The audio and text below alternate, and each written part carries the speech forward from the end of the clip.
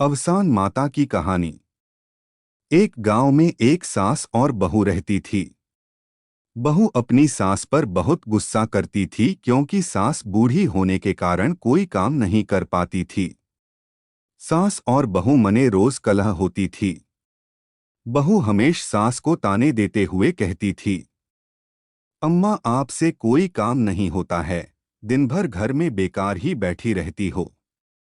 बहू के ताने सुनकर लाचार सास कोई जवाब नहीं दे पाती थी। एक दिन बहू ने कहा, अम्मा आप दिन भर खाली नहीं बैठी रह सकती हो, आपको घर का कुछ काम तो करना ही पड़ेगा। सास ने कहा, बहू इस उम्र में मैं क्या काम करूंगी और कहाँ काम के लिए जाऊंगी। तुम अगर मुझे रोटी नहीं दोगी तो मेरा क्या होगा। इस पर बहू ने कहा, अम्मा आप रोज सुबह पूरे गांव में दूध बेच आया करो। एक महीना पूरा होने पर मैं आपसे हिसाब लूंगी। बेचारी सास दुखी मन से मजबूरीवश गांव में दूध बेचने के लिए तैयार हो गई। सुबह हुई तो बहू ने दूध का डिब्बा भरकर सास को थमा दिया और कहा कि जल्दी दूध बेचकर घर आ जाना। सास घर से निकली और एक पीपल के पेड़ के नीचे बैठ गई। सोचने लगी, इस बुढ़ापे में मुझे भी क्या क्या दुख झेलना पड़ रहा है।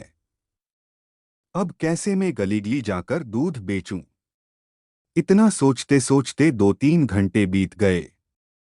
इसके बाद सास ने मन में विचार करते हुए दूध को उसी पेड़ के नीचे डालने का निर्णय लिया। सारा दूध वहीं उड़ेलकर सास घर लौट गई। बहू ने सोचा, सास सारा दूध बेचकर आ गई है, रुपए भी लिए होंगे तो कोई बात नहीं, महीने के आखिरी में हिसाब ले लूंगी। इस तरह दूध ले जाते हुए सास को 1 महीना बीत गया। अब वह दिन भी आ गया जब उसे हिसाब देना था। वह दूध लेकर गई और पेड़ के नीचे बैठकर रोने लगी और कहने लगी, अब मैं क्या करूं, आज बहू को दूध का हिसाब कैसे दूंगी। दूध तो मैंने बेचा ही नहीं तो रुपया कहाँ से लाऊंगी। वहां से गुजर रही अवसान मैया ने बुढ़िया के रोने की आवाज सुनी। मैया बुढ़िया के पास पहुंची और रोने का कारण पूछा। बुढ़िया ने मैया से कहा, मेरी बहू मेरे साथ अच्छा व्यवहार नहीं करती है। मुझे कहती है कि घर में कुछ काम किया करो और रोज मुझे पूरे गांव के लिए दूध बेचने को दे देती है।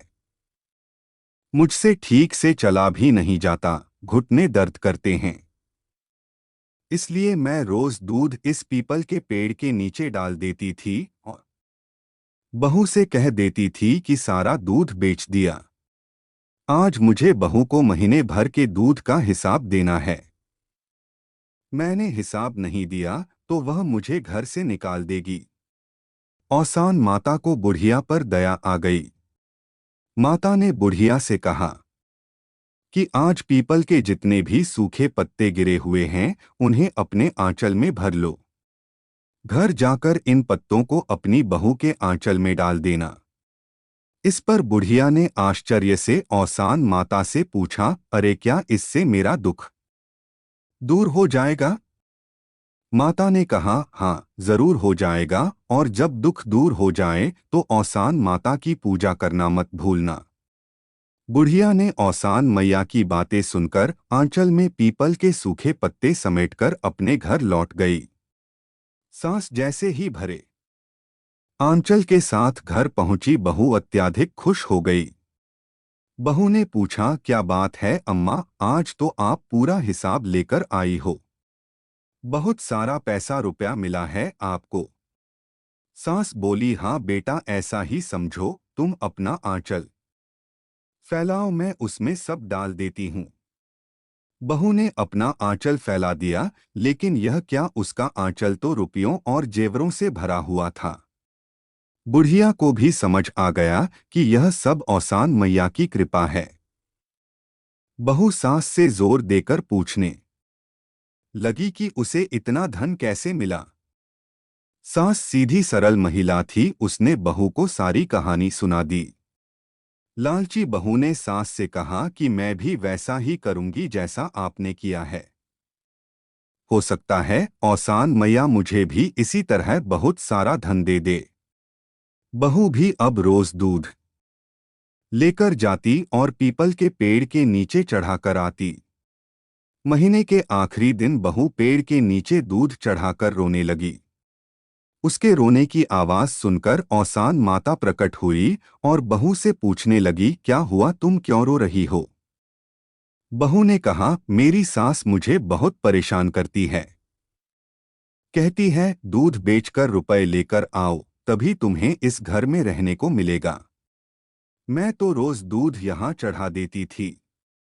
आज मुझे सास को महीने का हिसाब देना है। इतने रुपए मैं कहाँ से लाऊं? औसान मैया ने बहू से कहा कि वह पीपल के सूखे पत्ते अपने आंचल में समेट कर ले जाए और आंगन में डाल दे। बहू ने खुशी खुशी ढेर सारे सूखे पत्ते अपने आंचल में भर लिए। लेकिन यह क्या, जैसे ही बहू ने सूखे पत्ते आंगन में डाले वे सब सांप बिच्छू में बदल गए और उसे काटने दौड़ पड़े। घबराकर वह औसान माता के पास गई तो मैया ने कहा कि तूने अपनी बूढ़ी सास के साथ बहुत गलत व्यवहार किया है। उसे तूने 2 रोटी के लिए भी तरसा दिया था, इसलिए तेरे साथ यह घटना हुई है। बहू औसान माता के चरणों में गिरकर माफी मांगने लगी। माँ को भी दया आ गई और उन्होंने बहू को क्षमा कर दिया। माता ने बहू से कहा कि अपनी सास को माँ समान मानकर उनकी खूब सेवा करो। घर में आपस में मिलकर रहो।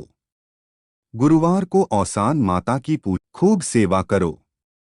घर में आपस में मिलकर रहो। गुरुवार को औसान माता की पूजा आरती करो। मैया की कथा सुनो, इससे तुम्हारे घर में धन दौलत और सुख की कोई कमी नहीं रहेगी। बहू ने घर जाकर सास से माफी मांगी।